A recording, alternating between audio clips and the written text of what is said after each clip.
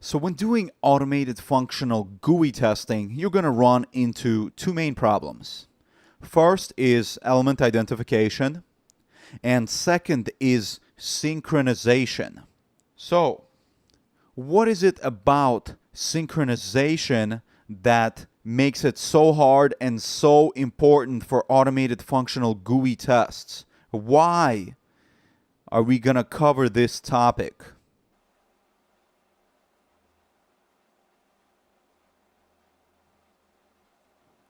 Why synchronization? And before we get into that, I want to take you guys through a little exercise. So I'm going to bring up my Visual Studio here and grab this quick little link. And then I'm going to go to this website. And here you guys can see that there is this very simple page that you can click the start button on, and then it's going to load for a little bit, and then a web element is going to show up called Hello World. So the test that I want to design is going to do exactly that. It's going to click the button, and then it's going to make sure, trying to refresh. It's going to hit the start button, and then it's going to make sure that Hello World shows up. Okay? So I wrote a simple test here that I'm going to explain to you guys. So up here, I have a test initialize method where I do a setup, and I am using this class that I created for initializing my web drivers.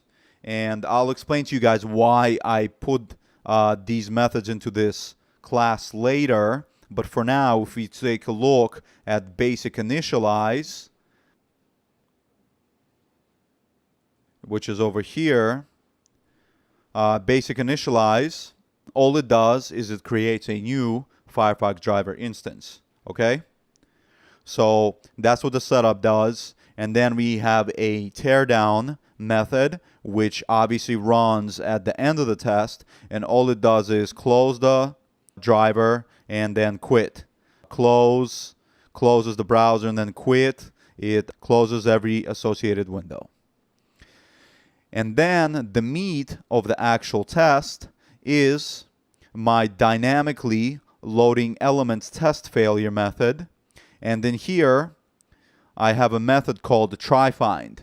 And the reason that I put it in a try-find method, I'll tell you guys a little bit later as we proceed, but it's very simple. Inside of the try-find method, we just navigate to a URL that I specified above, right? I just showed you guys which URL that is. Then we click on the button using its tag name, button. Then we get the text that is found using one of my favorite XPath expressions. It's the text that contains hello world. And finally, we try to click on that text. That is what the try-find method does. So at the end of the day, what this is going to do is exactly what I showed you manually. Let's go ahead and step through this.